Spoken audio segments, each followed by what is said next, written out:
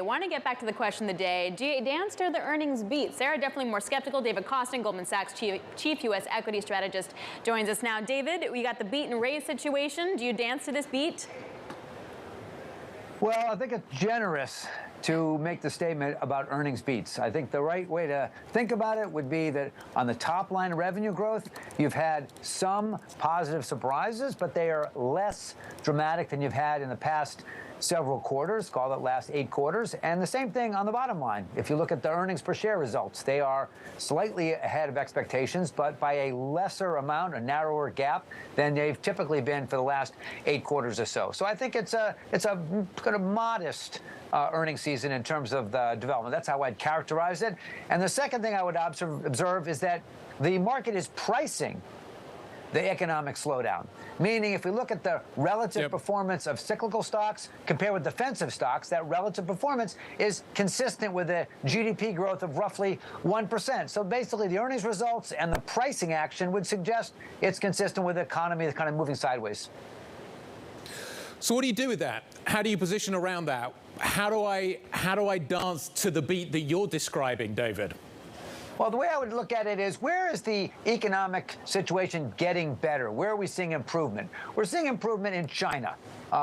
Consequence of the reopening of following the zero COVID policy, lifting of that policy. So question is, how is a U.S. investor looking, and how should he or she be positioning a portfolio when there's this positive development that's happening in China, yet there's this tension geopolitically between the two countries? Well, we're looking here at U.S. companies, say metals and mining companies, that will benefit from the global demand, largely driven by China, for some of the commodities. You could think about Freeport-McMoRan, you could think about Alcoa, and the argument, Guy, is as follows, that the GSCI Commodities Index, the forecast of our commodity strategist, is that you have a 30% increase, 30% upside on the GSCI. And we know the statistical relationship and the close tracking of the metals and mining stocks here in the U.S. with that underlying driver of the commodity level is a key driver of ultimately their cash flow and their performance. So the way I would think about it is, where are things getting better? They're getting incrementally better in China, and therefore, how do we invest in that as a U.S. equity investor? David, I'm wondering, though, because what the reaction to China reopening has really been, say, travel demand and luxury goods, not metals and mining. That's why we're looking forward. You ask what has happened. We're looking at what's going to happen in the next year or so. Where do we think price action is going to be taking place? You're right. The reopening of the economy has been a driver of demand for airlines and things like that. Looking forward, what's the second order effect? It's demand for metals and the pricing of metals, and that's the U.S. companies like to benefit from that. David, when I look at copper, when I look at iron ore, they're moving in a downward trajectory right now. You're saying that that's going to turn around?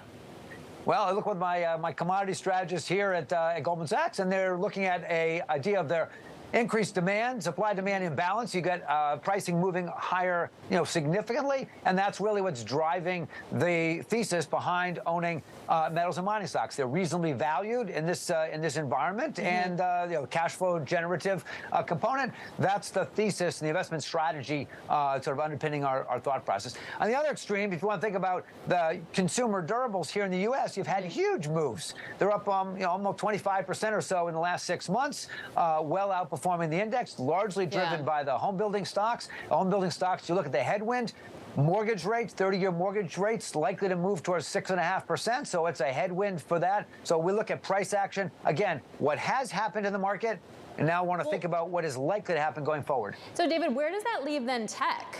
Some names have been the really big outperformers as we head into earnings. What do you do with that sector right now? Well, tech is obviously a complicated component, or if you will, a multi-dimensional component with semiconductors, different from software, different from hardware companies. My view would be that the stability of the growth is what's critical, and the economy is at a vulnerable place here in the United States. Things are slowing. Uncertainty exactly the trajectory that will take place. And so software companies, Alice, would be an area to focus on. And the argument for that is that stability, stable growth would be an area to prize. So you've got some cyclical exposure on the China end, but here in the United States, you're thinking about some of the consumer staples, some of the healthcare stocks. Those are more offering you more stability, ballast in the portfolio. Think about it as a barbell strategy. That's how I would position a portfolio now. David, I'm looking at Coke, I'm looking at PepsiCo. We're about to talk to the CFO. Nestle out of Verve today, posting some really solid numbers as well.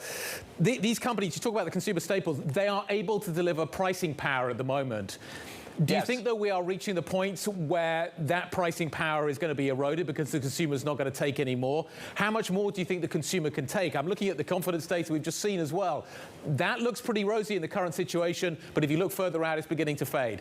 What do you think about the consumer stocks through that prism? Well, I think through the prism is where is their stability? The value of that is so important in this kind of uncertain economic environment. Sometimes I think about it as when do you pay for excitement and when do you pay for boredom? And I would say we should pay a premium for boredom at this environment. Now, it's not that the companies aren't doing well. They're doing great. As you said, they're beating and raising, and they're surprising, if you will, on their margin front. You're looking at dividend growth. So a more defensive posture is appropriate at this juncture when the U.S. economy is maybe growing at a 1% annualized rate right now. Earnings are down roughly 7% year over year. That's a headwind. So the consumer staples, healthcare, those offer some of the attributes. Particularly think about stable growth. That's where you can find it.